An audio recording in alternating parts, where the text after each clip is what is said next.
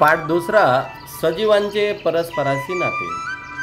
पुढील कोडे तुम्ही नक्की सोडू शकाल। ऐन दुपारी मिळे सावली, तेथे थोडा थांबा, झाड जुने खोड मोठे, दाढी त्याची लांब। ह्या कोड्यामध्ये आपल्याला वडाचं झाड असं म्हणता येईल, कारण आपल्याला ज्यावेळेस समजा कोड्याचे उत्तर एकदम सोपं आहे। सावलीसाठी आपण कोणतं झाड उपयोगी पडतं, तर इथं पहा माणसं दिसत आहेत आणि जो परिवार जनावरे कोणी जरी असेल तर सावलीमध्ये उन्हाच्या वेळेस जाण्यासाठी आपल्याला पाहायला मिळतात। परिसरातल्या अनेक वनस्पती निरनिराळ्या कामासाठी आपल्याला उपयोगी पडत असतात। काही वनस्पतीचे आपल्याला नावं दिलेले आहेत, त्यांची पाने आपण कशासाठी वापरतो। नागवेलीचं पान आपण पानाचा विडा खाण्यासाठी वापरतो। पळसाचं पान आपण द्रोण वगैरे करण्यासाठी वापरले जायचं। तर मेथीचे पान, जी मेथी असेल तर आपण त्याची भाजी करतो। आडूळसा चहामध्ये, कडीलिंब आपण खाण्यासाठी आयुर्वेदिक म्हणून ते वापरले जाते। म्हणजेच आपल्याला इतर सजीवासारख्याच गरजा आहेत त्या आपल्याला परिसरातून पूर्ण होत असतात। म्हणजे प्रत्येकाचे जीवनाच्या वेगवेगळ्या गरजा आहे आणि ते आपल्याला परिसरातून पूर्ण होत असतात। सजीवांच्या जे काय गरजा असतात, गरजा कोणकोणत्या आहे मग? अन्न, हवा, पाणी, वस्त्र, निवारा ह्या आपल्या मूलभूत गरजा आहेत।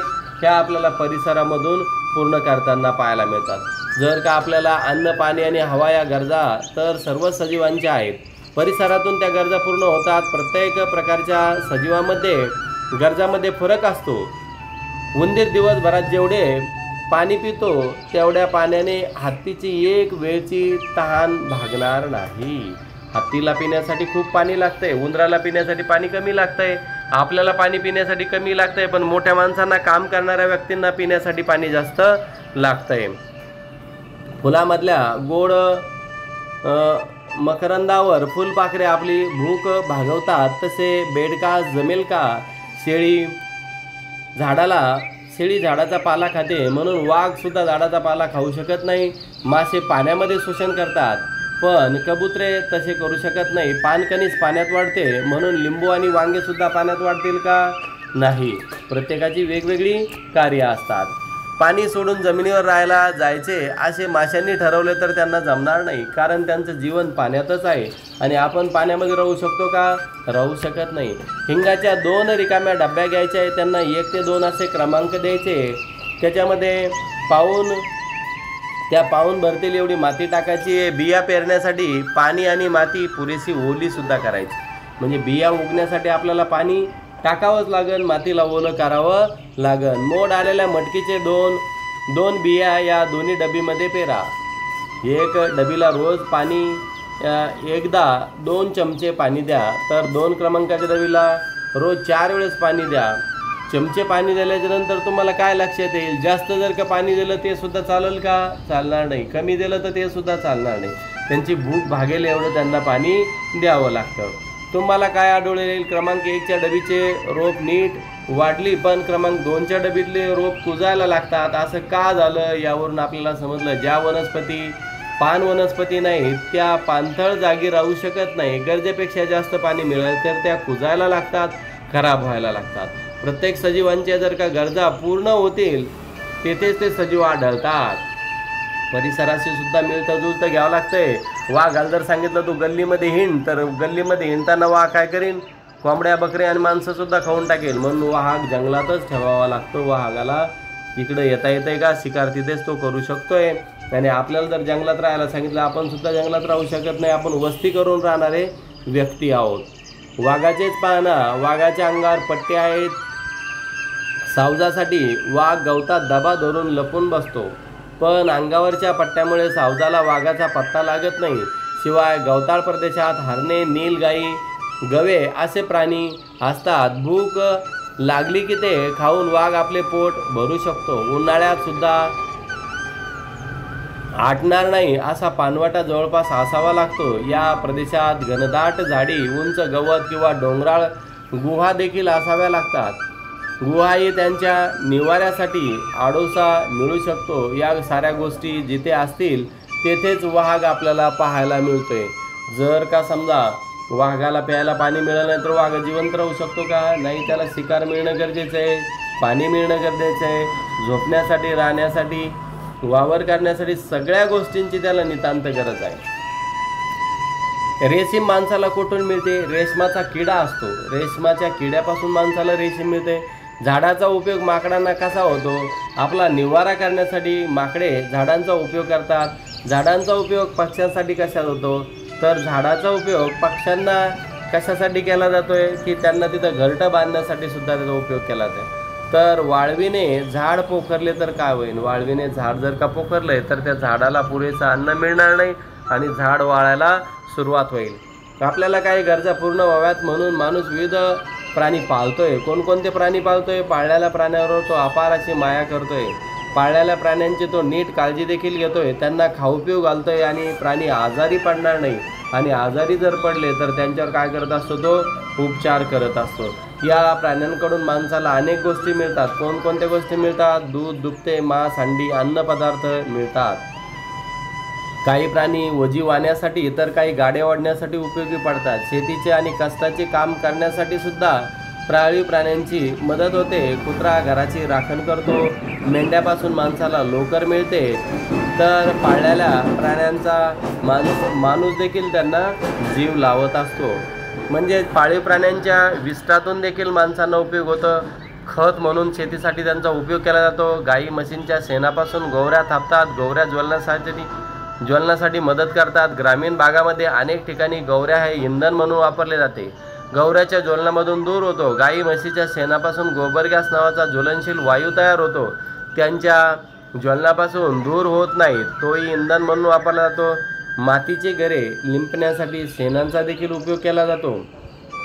गाई म्हशीच्या शेणापासून शेणखत तर शेळ्या व मेंढ्या यांच्या लेंड्यापासून लेंडी खत शेतीसाठी शेतकऱ्यांना उपयोगी पडत असते.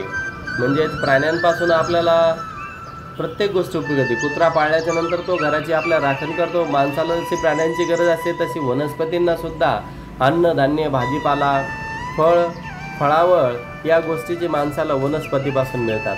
माणसाला फुलांची सुद्धा खूप आवड असते. निरनिराळ्या जे काही वनस्पती असन तर ते आपण फुले वापरत असतो. फुले आपल्याला वनस्पतीपासून मिळतात. सुती कपड्यासाठी लागणारा जो कापूस असेल तर तो देखील वनस्पतीपासून मिळतो. आपण कपड्या तयार करतो ते कापसापासून, शेतकऱ्याच्या कापसापासून तयार करत असतो. आपल्या गरजा पूर्ण वनस्पती आपण वेगवेगळ्या पद्धतीवर बिया पेरत असतो. व्यवस्थित पाणी घालणे किंवा वनस्पतीला भरभरून पाणीसुद्धा द्यावं लागतं. मग परिसरातल्या इतर सजीवांनाही अन्न व परिसरातून मिळत असते. भूक लागली की सरडे, किडे खातात.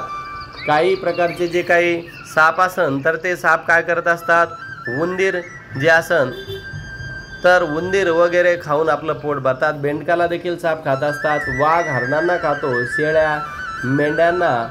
शेळ्या व मेंढ्या झाडपाला खातात. गाई म्हशी गवत खातात. म्हणजे सर्वजण त्यांचं अन्न परिसरातून मिळवत असतात. तर आपल्याला वृक्षवासी म्हणजे झाडावर राहणारा, तर जीवनातील जास्तीत जास्त वेळ झाडावर जे घालवणारे प्राणी असतात त्यांना वृक्षवासी म्हणतात. आपले जे काही पूर्वज मानलेले माकड, ते माकड आपण कसे बाहेर पडलो? आपण माकडाचेच वंशज आहोत. म्हणजे आपल्यामध्ये सुधार होत गेली. गोरेला, चिंपांझी, होमोसेपियन अशा मानवाच्या जाती होत्या. मानवाची बुद्धी विकसित होत गेली आणि आज आपल्याला मानव पाहायला मिळतोय. माकडे आणि खारी असे प्राणी झाडावरच मुक्कामाला असतात. त्यांना त्यांचे काही फायदेही मिळतात. उंचावर असलेल्या शत्रूपासून आपला बचाव करणे त्यांना सोपे जाते. शिवाय फळे खाऊन ते आपापले पोट भरत असतात, म्हणून त्यांना वृक्षवासी असे म्हटलं जातं. ज्या झाडांच्या आधाराने ते जगतात त्या झाडाला नकळत ते मदतही करत असतात. वृक्षवासी प्राणी इकडे तिकडे फिरतात. त्यांच्या विष्ठेतून फळ बिया परिसरात सगळीकडे पसरतात. त्यामुळे नवीन झाड उगवले जातात व उगवण्यासाठी मदत होते. काही प्रकारच्या पक्ष्यांनाही झाडांचा उपयोग घरटी बांधण्यासाठी सुद्धा होत असतो. वृक्षावर राहणाऱ्या प्राण्यांना वृक्षवासी म्हणतात. म्हशीच्या पाठीवर बगळा बसतोय. गवताळ जागेमध्ये म्हैस चरत असताना त्यावेळेस हमखास तिच्या पाठीवर एखादा बगळा येऊन बसतोय. त्याचे कारण असे आहे की निरनिराळ्या प्रकारचे कीटक हेच या प्रकारच्या बगळ्यांचे अन्न म्हणून असतात. गवतामध्ये खूप कीटक असतात. गवतामुळे बगळ्याला ते नीट दिसत नाही, त्यामुळे बगळा त्यांना पकडू शकत नाही. त्याच गवतात म्हैस चरायला जाते. चरता चरता पुढे जाण्यासाठी तिचे पाय पुढे टाकले जातात. तिचा पाय जिथे पडतो त्या आसपासचे कीटक घाबरून उडतात. तेवढ्यात म्हशीच्या पाठीवरचा बगळा त्या कीटकांना शिताफीने पकडतो आणि मटकावून टाकतो, म्हणजे खाऊन टाकतो. याला छान अशी युक्तीसुद्धा म्हटलं जातं. ऋतूप्रमाणे सजीवामध्ये होणारे जे काही बदल आहे, आंब्याच्या झाडाला फुलोरा येतो, त्याला आपण मोर असं म्हणतो असतो. वर्षाकाठी कोणत्या महिन्यामध्ये आंब्याला फुलोरा येतोय, तर वडाच्या झाडाला वर्षभर पाने असतात का? पावसाळ्यामध्ये सगळीकडे दिसणारे जे बेंडूक उन्हाळ्यामध्ये काय करतात, जमिनीला स्वतःमध्ये बिळामध्ये जाऊन बसतात. जांभळ्या रंगाचा हंगाम कोणत्या महिन्यामध्ये येताना पाहायला मिळतो? आपल्याला उन्हाळा, पावसाळा आणि हिवाळा हे ऋतू पाहायला मिळतात. उन्हाळ्यात आपल्याला भूक उकडते, भुकेने आपल्याला खूप उकडते. मग आपण उन्हाळ्यामध्ये उकडायला जर का लागलो तर त्यावेळेस आपण काय करतो, सुती कपडे वापरत असतो, भरपूर पाणी पित असतो. पावसाळ्यात बाहेर जाताना अंग भिजू नये म्हणून आपण छत्रीचा उपयोग करत असतो, इरले वापरत असतो. काही जण रेनकोटसुद्धा घालतात, म्हणजेच हिवाळ्यामध्ये थंडी वाजू नये म्हणून आपण उभेसाठी शेकोटी वगैरे पेटवतो. माणसाच्या जसा तिन्ही ऋतूचा परिणाम होतो तसा इतर सजीवावरही होतो. सजीव सृष्टीमध्ये ऋतूप्रमाणेच होणारे जे काही बदल असन ते दरवर्षी आपल्याला दिसतात. हिवाळ्याचे वर्णन जर का पानगळीचा ऋतू असे करतात, कारण हिवाळ्यामध्ये अनेक झाडे आपले पानझड करत असतात. ज्या प्राण्यांच्या अंगावर केस असतात त्यापैकी अनेक प्राण्यांच्या अंगावरचे केस दाट होतात, त्यामुळे त्यांचे थंडीपासून आपोआप रक्षण होते. मेंढ्या व काही प्राणी, शेळ्या आणि इतर प्रकारचे ससे यांच्यामध्ये जर का ही वाढ डोळ्यात भरेल इतकी असते. हिवाळा सुरू असतानाच आंब्याला फुलोरा येतो किंवा येऊ लागतो, त्याला आपण आंबेमोहर असं सुद्धा म्हटल्या जातात. म्हणजेच पालवी, झाडांना येणारी नवीन कोवळी जी काही पाने असतात, तांबूस रंगाची जी काही पाने असतात, वाढून ती मोठी होती, रंग बदलून त्याचा हिरवा होतोय, त्याला आपण पालवी असे म्हणतात. फेब्रुवारी महिना संपत आला की थंडीचा कडाका कमी होऊ लागतो. मार्च महिना सुरू झाला की उष्णता जाणीव होऊ लागते. हिवाळा संपून उन्हाळा सुरू होतो. या सुमारास अनेक झाडांची पाने फुटतात. रानावनात सगळीकडे तांबूस रंगाची नाजूक कोवळी पाने दिसायला लागतात. कोवळी पक्ष्याचा किंवा कोकिळ पक्ष्यांचा मंजूळ आवाजसुद्धा आपल्याला ऐकायला येतो. उन्हाळ्यात बाजारामध्ये आंबे येतात, कलिंगडे भरपूर येतात. या फळांचा तो हंगाम असतो. आंब्यांची झाडे महाराष्ट्रामध्ये सगळीकडे असली तरी कोकण आंब्यासाठी नावाजले जाते, फेमस आहे. उन्हाळ्यामध्ये कोकणात आंब्यांची जोडीने काजूची हंगाम असतो. डोंगर उतारावर सगळीकडे काजूच्या झुडपांनी लाल पिवळी बोंडे लागलेली झाडे आपल्याला पाहायला मिळतात. जून महिन्यामध्ये आभाळात सगळीकडे काळे ढग हजेरी लावू लागतात. पावसाळ्याची सरी सुरू व्हायला लागते. तोपर्यंत बाजारात फणस, करवंदे आणि जांभळे आलेले आपल्याला पाहायला मिळतात. म्हणजेच जे काही गवताचा आणि इतर काही पावसाळी वनस्पतींच्या बिया सर्वत्र विखुरलेल्या असतात. पाऊस पडू लागताच त्यांना अंकुर फुटतो. गवत आणि दुसऱ्या वनस्पतीसुद्धा वाढायला लागतात. आजूबाजूला सगळीकडे हिरवाई तर डोळ्याने गारवा देते. कधी एखाद्या संध्याकाळी सप्तरंगी इंद्रधनुष्यसुद्धा पाऊस पडल्यावर आपल्याला पाहायला मिळतो. त्यामध्ये 7 रंग असतात आणि पाहायलासुद्धा सुंदर असतो. सगळीकडे पाणी झाले की बेडूक दिसायला लागतात. कधी कधी तर त्यांचा एका सुरात डराव असा आवाज ऐकायला मिळतो. पावसाळा संपला की पुन्हा थंडीचा मोसम सुरू व्हायला लागतो. थंडीचा कडाका वाढतो. त्याच बेंडकांना त्रास होतो. ते जमिनीवर खोलवर जाऊन झोप घेत असतात. ही त्यांची झोप 7 ते 8 महिने चालते. बेंडकाची झोप किती महिने चालते? 7 ते 8 महिने झोप चालते. तर आपण अन्नासाठी शेतीवर अवलंबून असतो. पावसाळा, हिवाळा, उन्हाळा या ऋतूमध्ये शेतीचा ठराविक कामेसुद्धा चालत असतात. म्हणजेच आपल्याला या पाठातून काय शिकायला मिळालं आहे की आपल्या आणि इतर सजीवांच्या गरजा आकाशातून पूर्ण होत असतात, परिसरातून पूर्ण होत असतात. माकडे आणि खारी हे कसे आहेत? वृक्षवासी आहेत, कारण ते झाडावर राहतात. त्यांचं अन्न वगैरे ते झाडातूनच घेत असतात. तर त्यांना त्यांचे जे काही खाल्लेले फळं असन त्यांच्या विष्ठेमधून दुसऱ्या जागी पक्षी विष्ठा टाकतात आणि तिथं नवीन झाडे उगतात. हे सुद्धा झाडांना काही उपयोगी पडणारे आहेत. झाडावर राहतात म्हणून वृक्षवासी मानल्या जातात. प्रत्येक प्रकारच्या सजीवांच्या गरजा जिथे पूर्ण होतात तेथेच सजीव आढळतात. वाघ जसा जंगलात आढळतो, मनुष्य जसे वस्ती करून राहतोय हे आपण पाहिलेलं आहे. वनस्पती जशा जंगलामध्ये जास्त प्रमाणात वाढतात. ऋतूच्या बदलाचा सजीवावर परिणाम होत असतो. हिवाळा आल्यावर थंडी वाजते, उन्हाळा आल्यावर गरमी होते, पावसाळा आल्यावर पाऊस पडायला लागतो. पण हे तिन्ही ऋतू का झालेले तर आपल्या पृथ्वीचा जो काय आस आहे, आपली पृथ्वी थोडीशी कशी कललेली आहे, कललेली असल्यामुळे इथे उन्हाळा, हिवाळा आणि पावसाळा ऋतू होताना पाहायला मिळते.